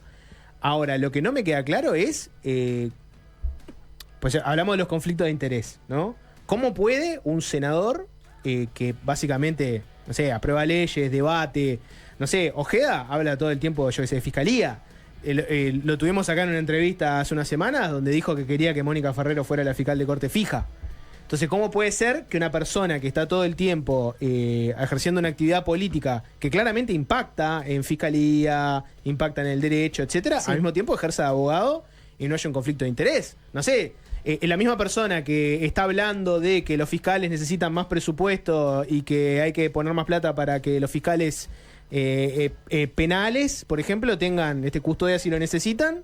Después No, tiene que ir a pero un proceso frente a un fiscal. Pensalo O sea, por un lado sí. más directo, que es la instancia en la que mencionaba Ojeda. O sea, en determinado momento los senadores votan las veñas de fiscales. las veñas. Entonces, ¿cómo eventualmente podrían votar Claro. un fiscal de corte? O sea, Exacto. ¿cómo puede Decidir no influir? votar también. No votar, Sí. decidir no votar. Pero pueden- digamos, sí. ahí da la impresión de que el espíritu de la norma, entre otras cosas, trata de cubrir eso. O sea, si yo voy frente a un fiscal, ¿cómo Exacto. se puede sentir el fiscal respecto a la presencia de alguien que eventualmente después tiene la potestad de votar o no votar mi veña, mi ascenso, etcétera? O sea, ya si yo quisiera sembrar suspicacias, lo puedo hacer perfectamente ahora solo con los elementos que tengo, diciendo, y si una fiscal le eleva a Mónica Ferrero un caso que puede comprometer de alguna forma a Andrés Ojeda, y Ferrero dice, bueno, tenés tu independencia técnica, arreglátelo vos. Y sí, obvio que le va a decir eso si Andrés Ojeda es el principal promotor de que Ferrero quede fija. O sea, si yo quisiera empezar a sembrar suspicacias, no, igual Ojeda, no, la pero fiscalía, ahí etcétera. siempre la respuesta del fiscal de corte siempre es esa. Cuando hay que meterse en, o ha sido esa en general, es que la independencia técnica de los fiscales. Eso siempre ha estado. El tema es ahora, yo entiendo que con la interpretación que hace la fiscal, ella podría también elevar una denuncia a la Cámara de Senadores. Podría haberlo Puede estar gestionado, sobre la sí, mesa, claro. por ejemplo. Obviamente, eso que vos decías del tema de que son los senadores que votan el presupuesto, que votan las veñas, las destituciones. Hay una conjunción que son de un órgano interés, de contralor. claro. Claro. Entonces, bueno, por eso mismo es que está en cuestión esto y por eso también este caso trascendió el ámbito, digamos, judicial, porque pasó de estar en un ámbito judicial, en el Poder Judicial, en una audiencia, a que un convencional del Partido Colorado, un convencional nacional del Partido Colorado, Ezequiel Ibarra, presentó una denuncia en la Comisión de Asuntos Constitucionales y de Legislación de la Cámara de Senadores por esta posible violación de Ojeda del artículo 124 de la Constitución. En su cuenta de Twitter, él publicó, digamos, que es un estudiante de Derecho, así que él presentó un escrito bastante extenso a los senadores, donde plantea la denuncia que hizo la fiscal, el caso, el por qué él puede ser un promotor de este tipo de denuncias. Lo que decía al principio del texto es, lo hago en ejercicio del derecho constitucional de cualquier ciudadano a exigir que las incompatibilidades parlamentarias se investiguen y se hagan efectivas cuando corresponda, por tratarse de normas de orden público cuyo cumplimiento no depende de la voluntad de los legisladores, sino de la integridad institucional de esta Cámara, y además sumó su condición de convencional del Partido Colorado también para hacer esa denuncia. Y ahí planteaba esto de que el reexamen de una causa, como es lo que estaba pidiendo Ojeda para su cliente, es un acto de tramitación administrativo ante un servicio descentralizado como es la Fiscalía. No es, y cuando quien promueve es un legislador en ejercicio, como es el caso de Ojeda, la situación, decía esto textual, se vuelve institucionalmente delicada. La sola presencia de un senador, esto es lo que vos decías, Jorge, autoridad que participa en la aprobación del presupuesto de la Fiscalía, en la designación y remoción de autoridades y que integra un poder con facultades de contralor, introduce un potencial de presión objetiva sobre la actuación fiscal. Entonces, este era otro punto que sumaba él. No solo también, una presión a la fiscal que puede estar actuando o el juez que puede estar actuando en el caso, que un senador te venga a decir, vos tenés que volver a reexaminar este caso. Pero es un desequilibrio además enorme. Sí. O sea, vamos ahora el día de mañana, no sé, yo tengo una querella con Nico, ¿no? Sí. Y vamos al tribunal de Maca a resolverlo. Y yo caigo con un abogado que es un senador y Nico cae con un abogado. O sea, hay un desequilibrio fuertísimo. O sea, tener que tu abogado, Vos planteás una incompatibilidad. que como cliente. Bueno, que como cliente. Yo lo que digo No, que. porque hay abogados que son muy. Sí, claro. Que sí, también sí. tienen Sí, poderes sí, que tienen similares a los de un senador. Sí. Lo que yo quiero decir es que primero. O mayores. O mayores. O mayores, Claramente claro. hay un conflicto de interés fuerte en el sentido de que la misma persona que define la venia de los fiscales, el presupuesto y que te habla públicamente de fiscalía, qué tiene que hacer, tenga que hacer un proceso legal frente a los fiscales, es un conflicto de interés obvio. Bueno. Pero la Constitución además parece ser bastante clara. Sí. Pero a lo que voy es que además hay una cuestión como de razón, y es que los abogados pudieran que los senadores empezaran a ejercer como abogados, te generaría un conflicto gigantesco en donde alguno puede pagar un senador de abogado y otro no. ¿Entienden lo que quiero decir? O sea, es como rarísimo. Por algo Sí. no ocurre. Igual hay porque pocos, no. hay pocos senadores en este momento que son abogados. No hay tantos tampoco. Hay cada vez menos, sí. Sí. Bueno, pará, eso que vos mencionabas, ¿no? Sí. De Ezequiel Ibarra. ¿Quién es Ezequiel Ibarra? ¿Quién es Ah, Ezequiel pará, Ibarra? antes de ir ahí, porque Sí. veníamos diciendo cómo era el procedimiento a los efectos de qué era lo que iba a terminar haciendo Silvia Lovesio. Sí. En realidad, de Ahora hay alguna una forma denuncia en Cámara de se Senadores, ahorra sí. ese paso más allá de esa discusión, porque Sí. alguien pone en conocimiento de la comisión, que después eventualmente lo tendrá que tratar o no, este asunto. Y ahí después está la discusión sobre, bueno, una vez en la comisión, ¿cómo se trata? ¿Esto es a través de un eventual juicio político o es tomando nota de Sí, de que se dio el hecho que está hice unas totalmente consultas. prohibido y eventualmente tomando una decisión a sus efectos, ¿no? Sí, o sea, tendría que ser tratado en la Cámara de Senadores, eso sí, que no tiene por qué ser juicio político, puede ser, porque esto ya está claro el procedimiento, no es que se va a analizar una situación. O sea, está clara la situación. Quizás pedirían quizás informes, bueno, también eso, de varios abogados lo que señalan también es, bueno, como pasó con el caso Danza y como tantos otros, a veces parece que la norma es clara y después terminan habiendo interpretaciones que dan vuelta para que no suceda esto de la destitución, por ejemplo. Bueno, a propósito de eso, no sé qué ha pasado desde entonces, pero en el informe de Sin Piedad se hablaba de una eventual participación de Correa Freitas en la redacción de un informe de Rubén Correa Freitas, el constitucionalista, defendiendo la interpretación que sería beneficiosa para Ojeda, ¿no? Correa Freitas no quiso después hablar en el programa, aparentemente había pactado una entrevista, después él la bajó. Sé que la diaria intentó comunicarse con él porque lo comenta hoy en la mañana y no hubo respuesta, pero daba la impresión de que ahí podía aparecer una carta interpretativa que podría perforar esa interpretación más literal que se podía hacer del Él no artículo quiere hablar en hasta que cuestión. no esté ese informe por escrito. En la denuncia, convencional Colorado plantea, incluye varios pronunciamientos de constitucionalistas, entre ellos el de Correa Freitas, donde plantea, cita una parte de que dice que un legislador que intervino activamente en representación de un tercero ante un organismo administrativo del Estado, como es la Fiscalía, según la doctrina del propio autor, es decir, de Correa Freitas, si existe una prohibición constitucional, esta debe aplicarse en su sentido más estricto, sin introducir excepciones en que la Carta Magna no prevé. Y cita varias otras ejemplos donde se habla de casos y sobre las interpretaciones de la Constitución. Ese informe todavía, digamos, no se dio a conocer, no fue difundido públicamente, no sé si lo terminó de escribir o no, pero bueno, es algo que obviamente el Senado va a tener que analizar ahora que hay una denuncia concreta. Sí, hay que ver también qué termina diciendo Ojeda cuando hable públicamente al respecto y bueno, y si aparecen algunos informes avalando su posición y cómo se posicionan también en el resto del sistema político, tanto el Frente Amplio, que es lo que va a ser y qué es lo que van a hacer sus propios compañeros de partido, correligionarios. Sí, desde el oficialismo ahí ya hubo pronunciamientos. Hoy fue consultado el senador frente amplista Caggiani, que ahora vamos a escuchar lo que decía. Él fue consultado sobre este caso y esto es lo que decía. Nosotros no analizamos el tema porque andábamos metidos en este berenjenal que era terminar de votar el presupuesto, que saliera bien, que creo que salió bien. Por tanto, en realidad, cuando podamos analizarlo, veremos. Pero lo que sabemos, hay trascendidos de prensa, aparentemente había una solicitud fiscal de estudiar jurídicamente si el senador podría realizar alguna acción dentro del servicio centralizado, en este caso Fiscalía, y por tanto hasta ahí en los comentarios que podemos hacer. Cuando lo analicemos como Frente Amplio, seguramente vamos a dar una posición, pero por ahora no tenemos ninguna posición tomada. ¿Personalmente piensa que cometió una falta grave? No sé, no sabría decirle porque yo no soy abogado. ¿Pero sabe lo que está impedido como senador? Sí sé, pero también es verdad que existe el libre ejercicio de la profesión. Entonces, en estos temas no hay que apurarse. Primero porque en realidad, primero porque los que se apuran a decir que se viola la Constitución para un lado y son muy restrictivos, me parece que también después se pasan de rosca. Es lo que nosotros le señalamos a la oposición cuando hicieron con un conjunto de integrantes del gobierno. No voy a hacer lo mismo que le reclamo a la oposición que no haga. ¿Habló de este tema con Ojeda? No de este tema, hablamos de millones de temas porque pasábamos horas ahí en el plenario en la Cámara, pero no, hablamos sobre todo del clásico del domingo que esperemos que gane Nacional.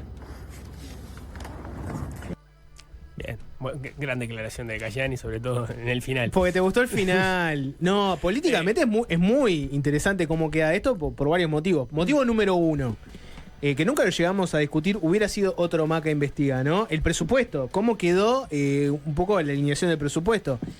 Si ustedes van, por ejemplo, ahora y miran las redes de Pedro Bordaberry, se van a encontrar un extenso comunicado donde Pedro Bordaberry explica por qué en su sector se votaron cosas de presupuesto y por qué se terminó sacando adelante el proyecto, pese a que tal vez en la coalición haya algún reclamo de por qué le votan el presupuesto al Frente Amplio. En el caso del ojedismo, si lo podemos definir como tal, ¿no? Los colorados alineados con Ojeda, no lo votaron. Entonces, ahí tenés un dato interesante, ¿no? El Frente Amplio estaba enfrascado en la discusión del presupuesto y no estaba para analizar lo de Ojeda. Bueno, cuando lo analicen, no van a tener que analizar el caso que complica a alguien en la oposición que dentro de todo, podemos decirles, era funcional o les estaba dando una mano. Sino todo lo contrario, van a analizar un caso que complica a alguien que no les quiso votar el presupuesto. Sí. Y tenemos el precedente de Danza, donde Bueno, pero- el propio Ojeda salió a hacer campaña fuerte con lo de Danza. Dio notas donde habló de por qué era evidente que la Constitución marcaba la incompatibilidad. Habló de la JUTEP y dijo por qué la interpretación que hizo el directorio de la JUTEP alineado con el oficialismo, de que la Constitución hay que interpretarla de la forma que sea más beneficiosa al derecho de trabajo, era equivocada, y por qué la que hizo Luis Calabria representando a la oposición era la correcta. O sea, Ojeda se metió en un berenjenal porque básicamente lo que vino diciendo con respecto a Danza lo complica bastante. Podemos decir que al Frente Amplio le pasa algo similar, ¿no? Porque vieron que Cayani le preguntaron y Cayani no salió a decir, no, está claro que violó la Constitución, esto es un escándalo. No, dijo, bueno, hay que ver, no hay que ser tan restrictivo con la Constitución, no les voy a hacer lo que nos hicieron ellos con Danza. Sí, habló del libre ejercicio del trabajo Habló también. del libre ejercicio del trabajo. Y Lo que que no iba a pasa- hacer lo que la oposición hizo con el caso Danza. Sin decirlo, fue lo que dijo poco. Lo que pasa es que desde el punto de vista político, este episodio es bien interesante más allá de, bueno, si vas al fondo del asunto, digamos, la situación concreta. Porque, ¿qué es lo que va a hacer el Frente Amplio? Porque el Frente Amplio precisaría, si quisiera ir, por ejemplo, hacia un escenario de juicio político, precisa mayorías especiales, no las tiene. Entonces, tendría que esperar por los votos de los demás. Entonces, ¿para qué va a apurarse a marcar una posición y quemar todas las Claro. naves si eventualmente necesita los votos de los otros? Que se muevan los otros, que marquen sus posiciones y en función de eso el Frente Amplio elegirá qué hacer. Porque también podrían elegir simplemente estar tratando de cobrarle de la misma forma y generar el mismo efecto que se generó con el caso Danza, pero hay que ver si es lo que entienden que es lo mejor en un escenario en el cual en una de las cámaras no tienen mayoría, entonces capaz que les conviene bajar la espuma de la crispación política que se ha dado y decir, bueno, mirá, esta capaz que te la dejamos pasar y no vamos a hacer mucho ruido con esto, comprando un poco de paz legislativa. Pero también para eso te tiene que aparecer una interpretación lo suficientemente consistente de que no se violó este artículo de la Constitución, porque si no, también tenés la ciudadanía del otro lado mirando y diciendo, pará, y acá que hay algo que parece que se está violando la Constitución y todos se ponen de acuerdo en no ir para adelante y no cobrar esa carta, aunque haya, porque eso es lo otro, también parece ser un error no forzado, ¿no? O sea, no digamos... vos Si a podrías Ojeda le haber- hubieran dicho que Claro. no firmara No- el escrito, como ya lo firmó el otro abogado, no pasaba nada, Claro. no lo hubiera firmado. Claro. Si hubiera sabido que esta era la consecuencia. A menos que pienses que él intentó meterle presión a la fiscal, Claro, pero no parece ser el escenario claro. más verosímil. Lo más verosímil es que parecería ser un descuido. Pero bueno, Sí. un descuido que ocurrió, no lo podés borrar. Claro, y que está la Constitución. Yo creo que es bastante yo- clara sí, dale. y además, sí, es verdad que es un tema complicado porque que un senador sea destituido por haber firmado un escrito es un poco fuerte, una destitución de un senador. Por algo de eso, bueno, del libre ejercicio del trabajo que hacía referencia a Cajani. Pero bueno, eso puede suceder. Igual les quiero compartir lo que publicó Charles Carrera. Sí, ujú. No sé si lo vieron, Sí. el tuit No lo que llegué a ver. puso. Dice, el artículo 124 de la Constitución establece con claridad que los senadores no pueden gestionar asuntos de terceros ante servicios descentralizados. Acreditada esa conducta, la consecuencia es la pérdida inmediata del cargo. La eventual remoción del senador Andrés Ojeda no es un acto político, sino una exigencia constitucional. Bueno, en realidad, porque también tuvimos la charla de a quién le compete agarrar esto. Supongo que podría alguien llevarlo directamente a la justicia, ¿no? Y decir, bueno, acá la Constitución dice que pasa esto. No dice que lo tengan que definir los No. senadores ni votarlo, etcétera. Vos para remover un senador tiene que pasar necesariamente Sí. por el Senado.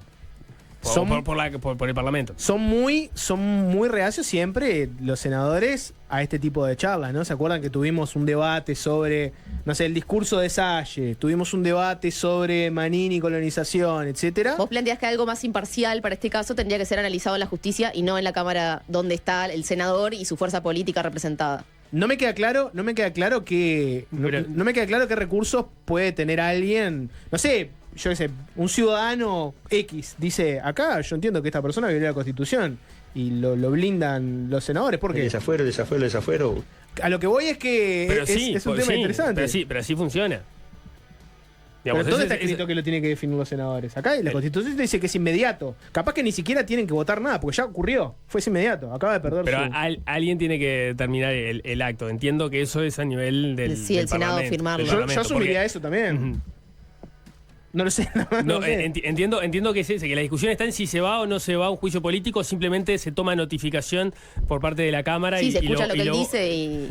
y la Cámara lo vota directamente sin necesidad de juicio político, que tampoco sé bien cuál es la diferencia. Entiendo que el juicio tiene trabajo en comisión previo, pero es verdad que no está claro cuál sería el procedimiento ni cuáles son los pasos que se van a desatar de ahora en más. No, por lo pronto, la comisión del Senado va a tener que analizar esta denuncia que presentó el convencional y ahí iremos viendo cuáles son las distintas posiciones o qué es lo que se decide, si se archiva, si efectivamente puede llegar a ser destituido, si se piden informes a constitucionalistas, pueden pasar un montón de Claro, cosas. ¿a qué velocidad lo trata? Claro. ¿No? Cuando Bueno, se empieza a trabajar. viene, se termina el año, ya ayer hablaban de la bajada, empieza Claro. ya fin de año, la semana que viene es diciembre. Probablemente esto si se analiza sea el año que viene. Sí, claro. Es un fuerte tatequito para Andrés Ojeda del oficialismo de la oposición también, ¿no? Como decía Nico, bueno, capaz que podés decir, mirá, te venís estando como el colisionista opositor más firme, hablando de la Constitución, etcétera. Mirá lo que te apareció. O sea, Sí. acá está en mí salvarte la vida o ir a fondo. ¿Qué te gustaría que sí, pase? hay una Hay que esperar, ¿no? Vos tenés un hecho político que es claro, más allá del informe de Preve, que es el señalamiento del Ovesio, ¿no? De la fiscal de caso con una interpretación clara sobre el asunto y que el hecho terminó ya en la comisión. O sea, la discusión política está planteada. Falta todavía que se plantee Ojeda, ¿no? Que muestre las cartas de cuál es su defensa, porque Sí. de momento lo que tenemos es esa Bueno. interpretación que hizo Lovesio en su momento y sí una lectura de legos del código que da, del código no, de la Constitución, del artículo que da la impresión que sí, pero siempre entran a jugar las dos bibliotecas. Con respecto a eso, Dale. Ojeda estos días no habló con los medios. Incluso ayer Leo Sarro publicó una foto que Ojeda se había negado a hablar de este tema. También yo intenté contactarme con él, como lo deben haber hecho un montón de periodistas, y él no estaba dando respuesta. Quizás estaba esperando el informe de Correa Freitas, quizás estaba esperando otra instancia, pero lo cierto es que él no se pronunció sobre esto todavía. Si hay un informe constitucional que diga que Ojeda puede hacer gestiones en fiscalía, arrancamos una nueva realidad de la cual yo quiero ser parte. Y yo quiero contratar a senadores para que me hagan gestiones. O sea, a mí me encantaría poder pagarle a un senador para que ese senador agarra y a los mismos fiscales que les define la venia les haga escritos, les pida que aceleren gestiones, etcétera. Si vamos por todo... ¿Vos decís a cambio de favores? Yo digo que si vamos a entrar en una realidad en donde los senadores pueden ejercer la abogacía y vos podés contratar a un senador para que sea tu abogado propio, yo quiero contratar a mi propio senador. Quiero meterle plata en el bolsillo a un senador para que me gestione cosas. O sea, si puedo existir en ese mundo, quiero existir en ese mundo. Me parece sí que de una perspectiva más de derechos, deberíamos garantizar que todos los uruguayos puedan acceder a su propio senador como abogado y no solo los que tienen plata. En todo caso, podríamos establecer algún sistema... Senadores de oficio. Un senador de oficio. Sí. Un senador de oficio. Que Ojeda no solamente gestione como abogado las cosas de los que pueden pagarlo, sino que haya una serie de casos que Ojeda tenga que agarrar pro bono para que todos los uruguayos puedan acceder a su abogado senador. Me parece que ese sería un sistema un poco más justo. Capaz que el sistema político todo tiene que definir una enmienda constitucional. No sé, habría que verlo. Una reforma... ¿cómo se le dice? Sistémica, ¿no? Que vaya a fondo. Maca investiga, muchas gracias. Muchas gracias. Vuelve después de la tanda. Tengo para ustedes ancas de rana. Una delicia. El sapito con una nota que les va a parecer gustosa, entretenida, sazonada y que les va a encantar. Exclusive del sapo, como a veces tiene sus exclusivos mano a mano. Prepárense porque después de la tanda vuelve el sapo recargado. Fácil se impone. Fácil desviarse. Esto es loco por demás. Esta canción es parte de Pueblo Chico, Infierno Grande, disco editado por Nickel en el año 1996. Mitad de la década del 90, Nickel venía de un subidón impresionante recorriendo Uruguay, cosa casi que inédita para un grupo local.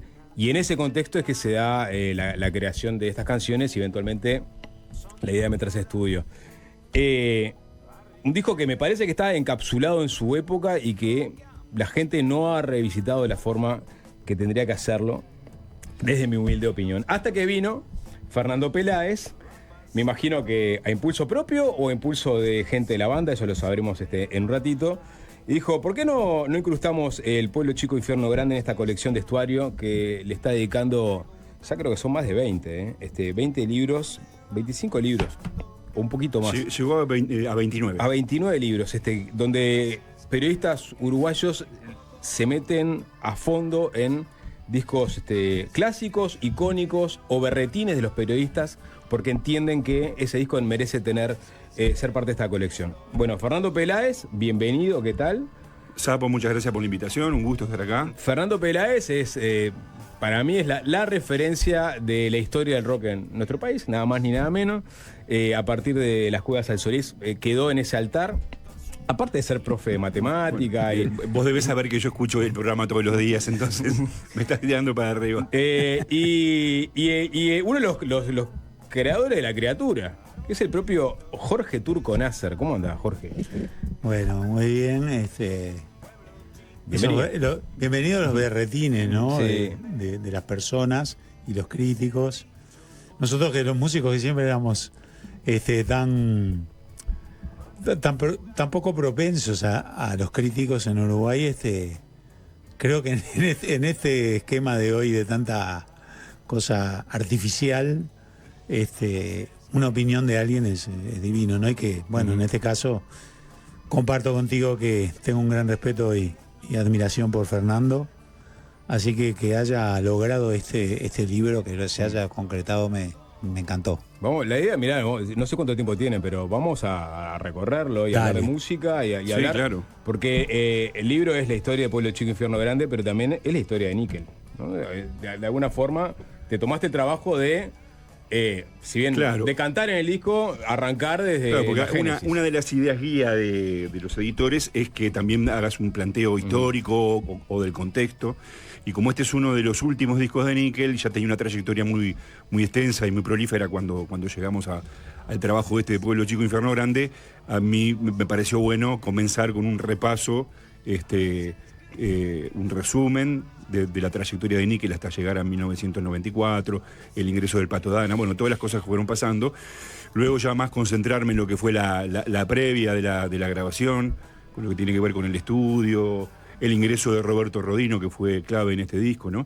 Y bueno, casi todo eso lleva prácticamente medio libro, y después viene la otra exigencia de los editores, que es analizar canción por canción el disco elegido. ¿Cuál es el punto de encuentro entre Nasser y Peláez en este sentido, no? Este es un disco, pero aparte, históricamente Níquel fue a la fuente del rock de fines de los 60, el blues rock y hard rock de principios de los 70, o sea, ahí confluyen los gustos musicales y los intereses musicales de ambos, ¿no?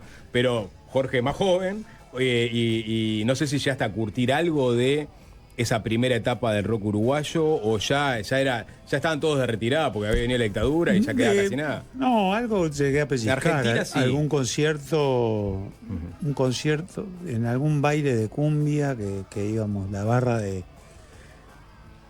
que salía conmigo eran casi todos, íbamos a los bailes de cumbia, ¿no? Por más que fuéramos rockeros, o algunos. Y 2x3 aparecían en esos bailes alguien, y me acuerdo que, bueno, y después ahí veíamos algo de rock, yo que sé, una vez vi a Dino con 03 en el Colón. ¿Y viste alguna de las formaciones de Días de Blues también? Y vi a Días de Blues, el original. Era chico y no entendía nada medio, ¿no? O sea, me superó, me parecieron dioses. Y después me hice recontra fan de Siglo y de Días de Blues, pero ya empezó la dictadura y nos distrajo de casi todo eso, ¿no? Sí, sí. El disco que estuve prácticamente al principio por elegir fue De Memoria, claro, de Níquel, ¿no? En donde rescataron el momento que estaba totalmente condenado al olvido, el movimiento de rock uruguayo de los primeros 70. Ellos hacen un rescate de todo eso, sacan ese disco, hacen varios espectáculos. Ahí me acerqué mucho más a Níquel en aquel momento. Pero bueno, como había hecho el libro sobre el disco de Días de Blues anteriormente para la misma colección, dijo, esto va a quedar demasiado, Peláez demasiado setentero, y como Pueblo Chico, Infierno Grande me había impactado profundamente, ya no como un fan, adolescente fan de la movida del rock uruguayo de los primeros 70, sino ya un treintañero. Dije, bueno, acá está tiene que ser acá hay muchísima música, muchísimo arte. Y yo ya había conversado con Jorge, le había hecho varias entrevistas vinculado con cuando fui curador de la muestra en el Centro Cultural de España, 20 bandas orientales del siglo XX, que una fue Níquel, y después cuando se organizó Níquel Te Muestra, la muestra sobre Níquel, yo tenía bastante información global sobre el grupo como para... lo que faltaba acá era entrar en canción por canción y todas las cuestiones cercanas al disco, ¿no? Está bueno, disco. Sí, está bueno que comentes el de memoria, que el otro día lo recordamos, porque es verdad, hay como al regreso de la democracia está la movida post-dictadura, que en ningún momento aparecía ningún elemento vinculante, salvo la Tabaré hablando del Flaco Barral, ¿no? Ponele. Es ahí 2 o 3 ejemplitos muy concretos, ¿no? Porque Tabaré Rivero había curtido también algo de eso, pero él hacía otra cosa. Y entonces Níquel de alguna forma viene a ser el vaso comunicante entre aquello que se detuvo abruptamente y esto que empezaba nuevamente. Sí. Pero ya con otro signo de los tiempos, ¿no? O sea, ustedes apelaron a un género que en realidad, o un abanico de géneros que capaz que no era lo que estaban en boga en Uruguay o en la región, ¿no? Sí, bueno, y es parte de la gracia, ¿no? De haber formado la banda. Buscábamos un sonido original, ya que proveníamos, o sea, yo no era tampoco un adolescente, o sea, yo era un hombrecito, venía de Buenos Aires. Conocí a Jaime Ross, era periodista musical, o sea, era una persona que estaba como por dentro de un montón de información. Y me sentía como, en teoría, en la obligación de hacer algo que me desafiara, que me gustara. No simplemente por el puro deseo de hacer música. Entonces, a pesar de un comienzo, el primer disco de Níquel, que es bastante balbuceante, si se quiere, por decirlo de alguna forma, es una opinión personal, aclaro, porque después mañana resulta que es el mejor disco del mundo, que cosas que a veces pasan en las carreras de los artistas, pero bueno, creo que era un poco balbuceante. Después sale Gusano Loco en el 88 y ahí sí me empezó a gustar en serio, ¿no? Claro. Yo en ese momento tocaba, yo era bajista y Pablo Faragó, que era el otro creador de la banda, y guitarrista, intérprete y guitarrista, tocábamos en la banda de Jaime, y cuando tuvimos ese material listo decidimos dedicarnos a Níquel, porque entendíamos que estábamos desarrollando un sonido. Yo había tenido una epifanía con el rock de los 70 argentino, con Papos, Blues, Box Day, Manal, y de alguna forma esas canciones pretendían, porque después cuando las escuchás, y ahora hace poco hicimos un recital homenaje interpretando las canciones de Gusano Loco, temático, digamos, y la verdad que eran bastante ochenteras. Era un homenaje bastante difícil de entender porque no llegábamos al hueso. Pero luego, ya con la entrada de Pato Dana y en los 90, en los Gárgolas, ya como que ahí la banda agarra más este formato que decís vos, más clarito. Aparece en nuestra vida Los Lobos, Stevie Ray Vaughan, y ahí, bueno, empezamos a tener información constante y a intercambiar con los demás, con el mundo exterior, ¿no? Sí, bueno, vamos a escuchar, vamos a arrancar por el comienzo. Voy a leer un fragmentito que me parece que sitúa el momento de la banda, ¿no? El Pato Dana. Hablando justamente de Loco por Demás, de esta canción con la que arrancamos, que, si se quiere, es como la resaca del Candombe de la Aduana, ¿no? Es sin duda el tema que resume... Pero que al final, en lugar de tener un final épico y que pueda aglutinar una cuestión más popular, se manda con un final muy rockero, duplicando la velocidad y terminando mostrando lo que era toda la locura que tenía Níquel en ese momento, ¿no? Pero es como una canción como más más madura, como de mirar, viste, lo que está pasando, por más que estés en medio de la locura. Sí, yo creo que, claro, es cierto que. No, yo creo que se refiere un poco también, ahí va, más que nada a tocar y a rockear, que en ese momento a veces la gente nos tenía como que por algo más como comercial o pop.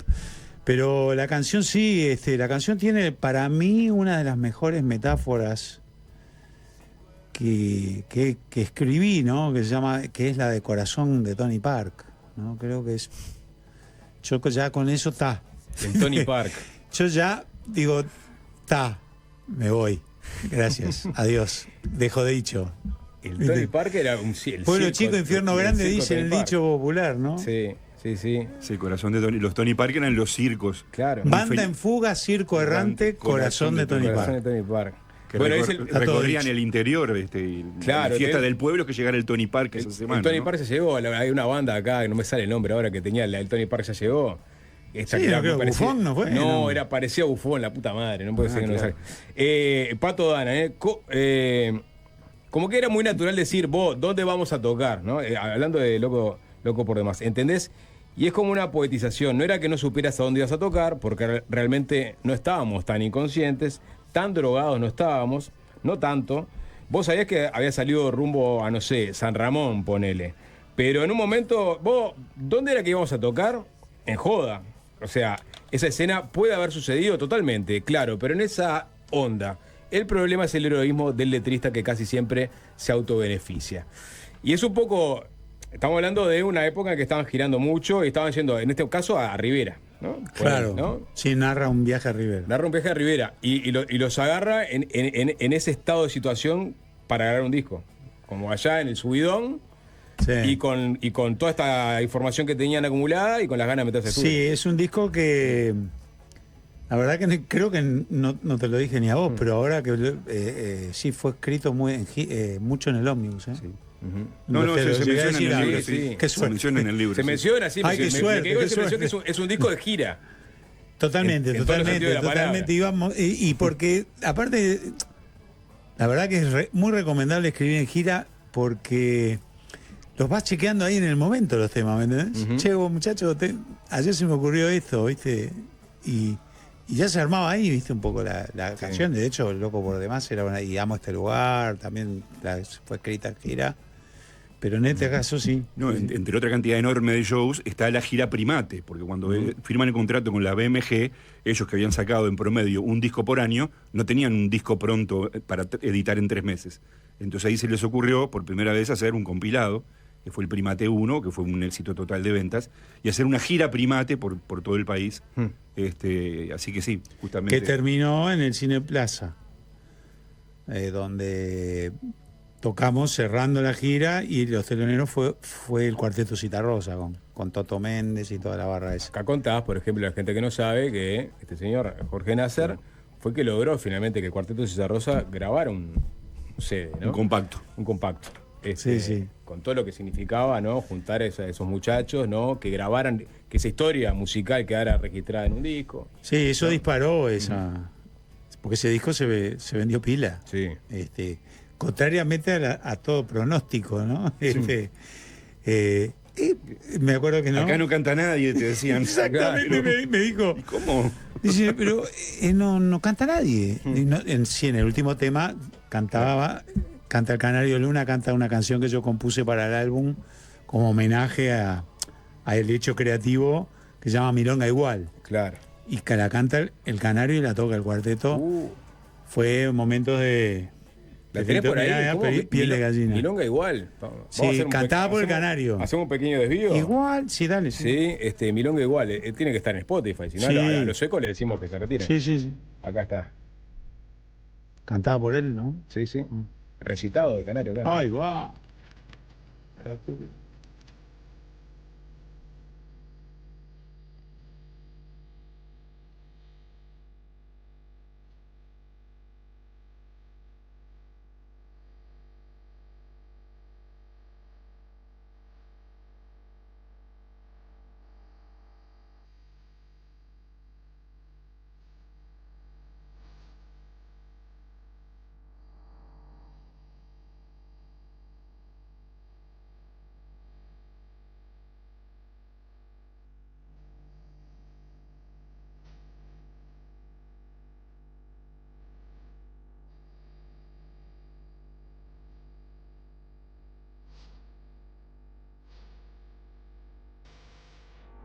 Bueno, ahí está, ¿no? Sí, Tremenda. es una versión alternativa, ¿eh? ¿Ah, sí? Ah, mirá. Sí, la No me descubrí. acordaba. ¿La descubriste? Sí, esta no es la ¿Está versión. en la postalina? Sí, no, es una versión, Una versión. alternativa. Alternativa. Bueno, pero volvemos al pueblo chico. Sí. Porque decías, nos tomaban como una banda pop y casi como un manifiesto, la primera canción, digamos, está el pop y está Mi voz se irá, ¿no? Sí, increíble. Vamos a arrancar con el disco propiamente dicho. No lo vamos a repasar todo porque son muchas imposible. canciones. No, pero vamos a ir picando. vamos a picar Sí, como sí, sí. se usa ahora. Mi voz se irá.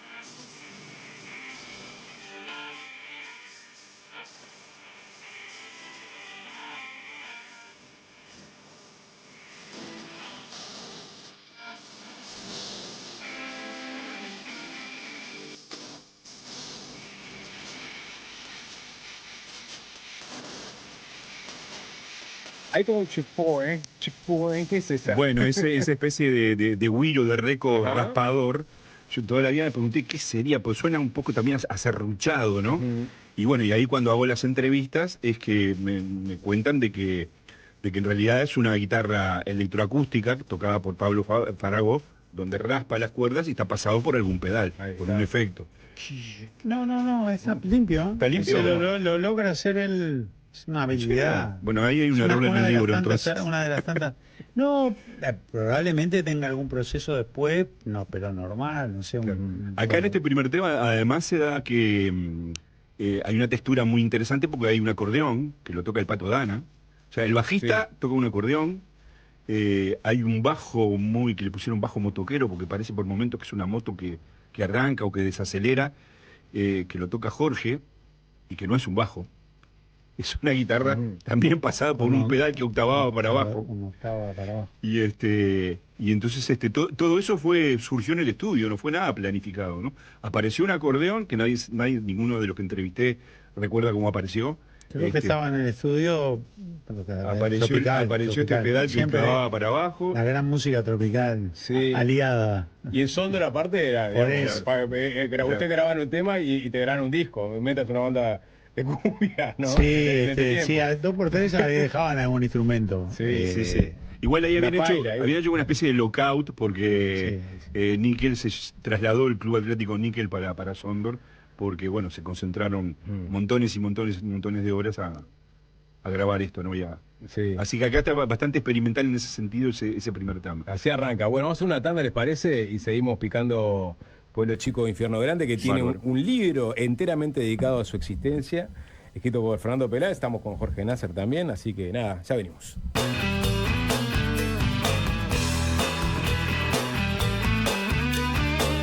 Seguimos picando un libro, se llama en este caso. Es cosa rara, ¿no? Pero bueno, estamos picando El Pueblo Chico, Infierno Grande, que es este libro de Fernando Peláez que sigue la saga de estuario de discos clásicos, icónicos, o que se quieran rescatar de la discografía nacional. En este caso, disco de Níquel, Pueblo Chico, Infierno Grande. Estamos hablando también con Jorge Nasser. ¿Por dónde arrancamos acá? Discar se llama la canción. Había un lugar, era un búnker, era una sala de ensayo que era en Jackson y Constituyente. Muy cerca de acá. Muy cerca de acá. Muy cerca. Muy cerca de acá, exactamente. Donde se cocinaban cosas, donde se ensayaba, se grababa, pero también se vivía la vida. Y escuchaban muchísima Y música, escuchaba mucha además de música. tocar, ¿no? Y entonces quiero ir acá, ¿viste? Escuchar mucha música. Vos escuchás esta viola y decís, acá juega Stevie Ray Vaughan, ¿no? Es lo que yo un poco discrepo con el Darno. Él comenta que esa introducción le suena muy Stones y yo digo, para mí es Stevie Ray Vaughan. Y se curtía esa música en esa época. Sí, Stevie Ray Vaughan, y eso abrió la puerta a todo lo demás, ¿no? También teníamos una referencia de Richards con Ron Wood en el interplay de las violas. Teníamos la base, era un poco, arrancaba de ahí, pero nos fuimos, digamos, como que Pablo siempre tuvo más propensión a ser virtuoso, digamos, y yo como simplemente por contagio y por esa manera de estar todo el tiempo tocando, actuando o ensayando, fui desarrollando también un poco de habilidad, pero de repente acá, ahí están los solos nuestros, recién los escuché, y se nota bien la diferencia de cómo vemos cómo sentíamos el rock, ¿viste? El mío es con el Octavia, una cosa más tipo Jack White, ponele. Y el más clásico, más blues rock classic, ¿viste? Que era un fenómeno haciendo eso. Pues recién ahora está haciendo la conexión. Pablo andaba siempre con ese poncho y ese sombrero. Y Stevie Ray Vaughan andaba con eso también, ¿no? Sí. De ahí viene la referencia. La verdad que el look no lo inventamos. Pero digo, capaz que la gente no tiene claro dónde viene ese look, ¿no? Sí, viene de ahí, por viene supuesto. Ahí. Sí. A veces, claro, era un tema que la gente no sé si estaba tan enterada. Ahora todo el mundo sabe todo, pero ahí no. Ahí eras de ese cuadro, la gente del palo conocía, y si no, no. Si no.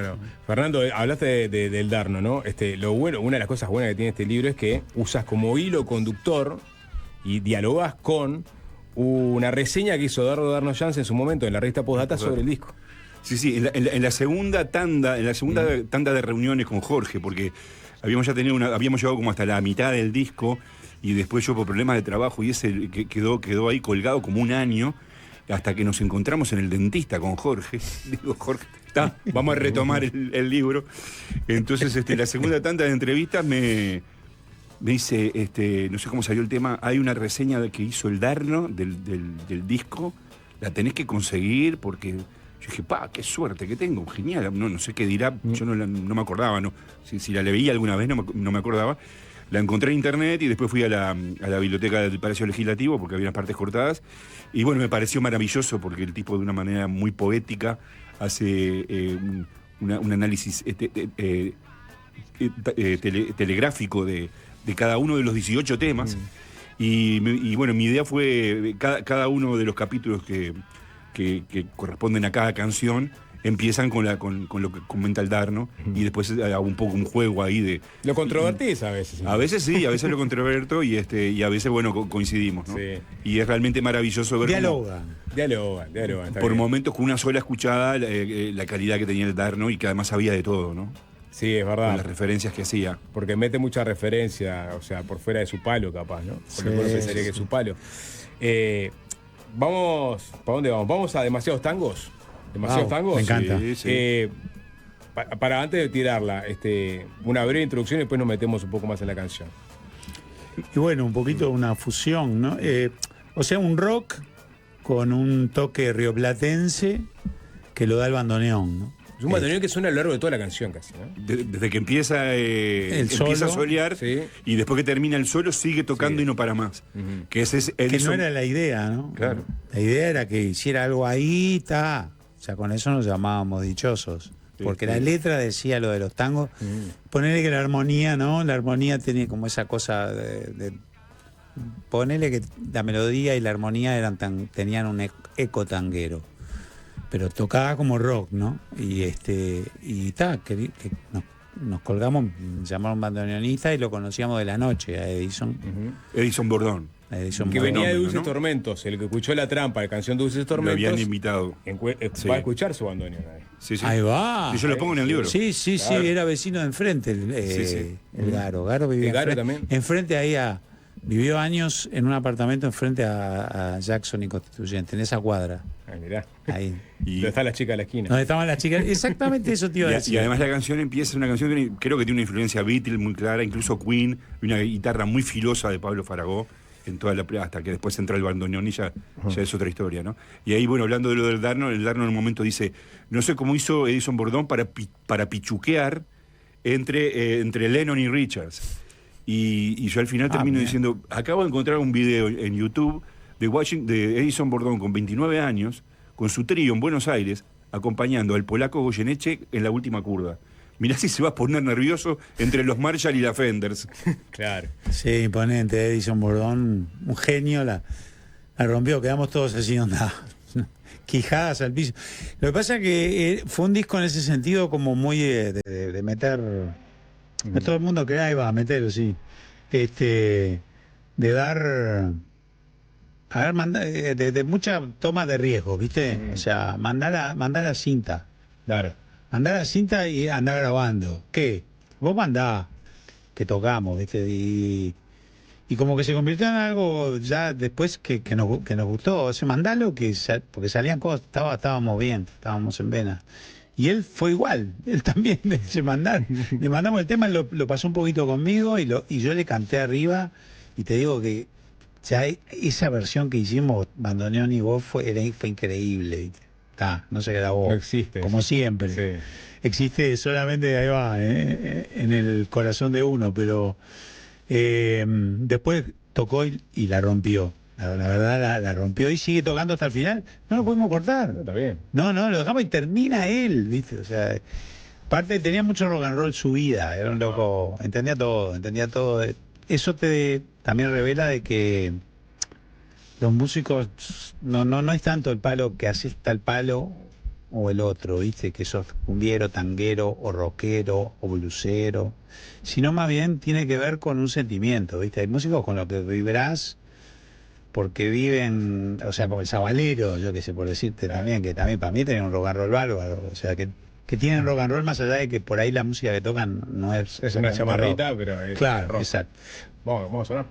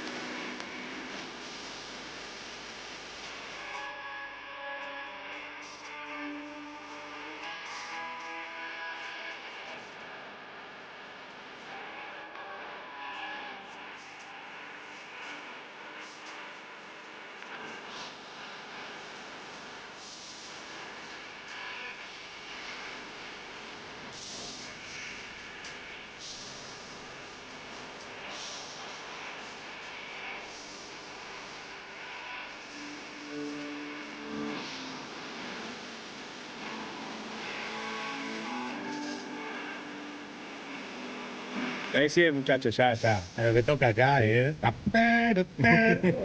animal, vos. Qué bien, Bueno, hay que hacer una tanda más, Alvin. Una tandita más. Vámonos con Playa Honda. Con Playa Honda, porque ahí los conecta. Vos haces la conexión, Fernando, ahí con la Playa Honda. Tu viejo, yo me entero acá. O sea, vos veraneabas obligadamente en la Playa Honda porque tu viejo le encargó la sombrilla y las carpas. El carpero. Sí, que alquilábamos sombra. O sea, mi padre 30 años estuvo ahí. 30 años. O sea que yo me crié en la playa, sí. Claro, yo me crié mucho ahí también porque a 2 cuadras, en Pilcomayo y Gallinal, vivían mis únicos primos hermanos, así que Playa Honda también desde niño y después de adolescente con otra barra, ¿no? Pero nunca me había enterado de que el otro día me dice una de mis primas, mi tío parece que conversaba muchísimo con el padre Jorge porque además se conocían del puerto, ¿no? Claro. Sí, me dejó portuario y bueno, seguía cerca del agua. Mi viejo... ¿Tu hijo estaba en el remolque también? Claro, era el patrón del remolcador. Sí. O sea, que es como capitán, pero de un remolcador. Y muy aficionado al agua, ¿no? Obviamente, sabía nadar ahí va, en aguas abiertas y eso. Y le gustaba tanto que se empezó a hacer, éramos re playeros la familia y en una primero alquilaba y después lo empezó a mirar con cariño y lo empezó a ver como una posibilidad de estar siempre en la playa, que le encantaba, y a la vez hacer algún mango. Y cada vez fue más importante en la vida nuestra que se convirtió.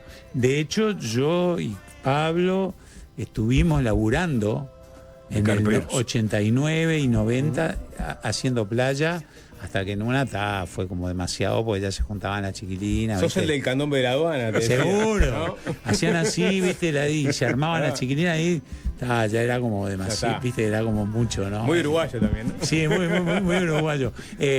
Clientes de esa época, Leo Maslía, alquilaba sombrillas siempre ahí. Bueno, sí, Mandrake venía. La barra era Mandrake, Jaques, toda la barra de Jorginho Goularte, una barra grande que se juntaba ahí. Nos fumábamos un faso de la lata, de escondida. Club a la Atlético escondida. Níquel en Jackson o en Playa Honda. Ya- Paso de la sabelo. lata, tenemos un testimonio más de Paso de la Lata. Se van juntando a poco. Hacemos Sabelo. una tanda con la Playa Honda y venimos.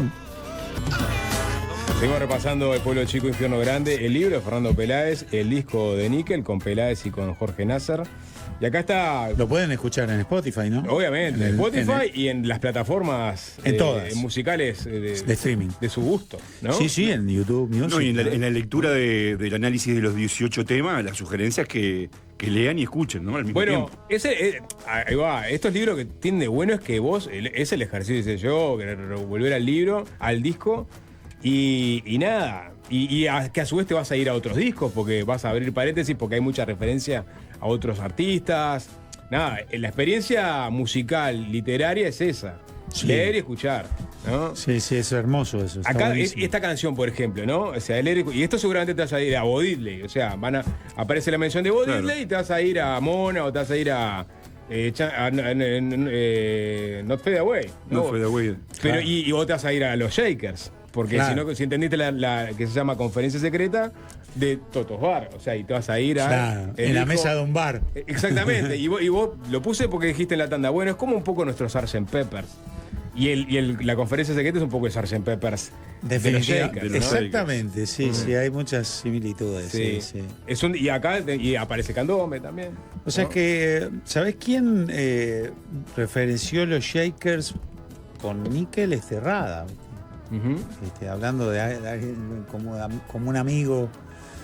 Siempre me dijo, desde los Shakers, como, no sé, como que a él le parecía que como que Níquel había conseguido algo que también había conseguido los Shakers. Eso es lo que me pareció entender, o siempre me parece entender cada vez que me dice de eso, porque en realidad son épocas distintas, pero sí como que, como decís vos, estábamos hablando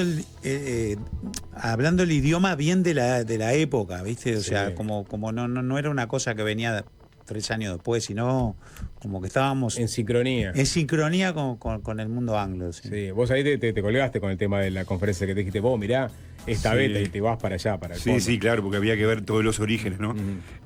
Y después, en el tema, Pablo Farago empieza a meter algunas pinceladas, algunos toques, algunos arreglos que son remiten mucho al candombe beat, ¿no? Al quinto, y que le dan un color muy interesante al tema de la mitad para adelante, ¿no? Claro, y entonces tenés a Bo Diddley, tenés al quinto, tenés Hay a cinta los pasada al Beatles. revés. Sí. Sí, bueno, era un poco las tinajas de donde nosotros abrevábamos, ¿viste? Porque nosotros éramos re fans del quinto. Escuchábamos todo el tiempo esos discos que ahora son clásicos. Le dábamos de punta y nos parecían súper rockeros y sabíamos bien que el quinto son los Beatles uruguayos, ¿no? O sea, de One, así, sí. ¿no? No escuchamos ninguna milonga todavía, porque No. porque después Jorge se fue para la milonga. Sí. Y, bueno, y- para Milonga, tenés una ahí que me gusta. A mí me gustaba Milonga Hey, que en verdad es algo más que milonga. Sí, como un cierto hallazgo creativo también, Sí. Milonga Hey, ¿no? Vamos a escuchar un poquito de Milonga Hey, Sí. después nos vamos a alguna otra. Dale. Pero la tenés ahí, Alvin, Milonga Hey. Porque ahí aparece la referencia de Dino más de una vez, ¿no? O sea, usted lo tenía como una referencia. Sí, Vos lo tenías después como en una la referencia. balada Tu Recuerdo, que Sí. parece una balada escrita por él, ¿no? Salado. Yo he hecho varias canciones que parecen escritas por él, a propósito, o sea, es algo que me gustaba mucho y me gusta mucho ponerme en plan dinoneano, digamos, pero sí está. Creo que acá en Milonga Hey cruzamos un poco más, tiramos el bochín un poquito más allá y fuimos a hacer una milonga que se puede interpretar derecha o, como en este caso, 6x8, shuffle, con un ritmo shuffle. Shuffle, ahí va. Claro, está en ritmo shuffle. Sí, muchachos, me acaban de decir que en verdad nos colgamos y tenemos que tirar una tanda y medio que ir cerrando. Pero no me voy a ir sin escuchar Mal Presentimiento. ¿Y el violín de Becho? Que bueno, me lo salió el violín de Becho. ¿Cómo está? Vamos Claro, a dejar algún porque- deber. Vamos a dejar algún Dale, deber. Claro, porque en este disco yo creo que están todas las tendencias y todos los territorios que Sí. cubría Nickel en su máxima expresión. Sí. La parte más popular, la parte de tomar riesgos, el rock, el blues y los covers incluso.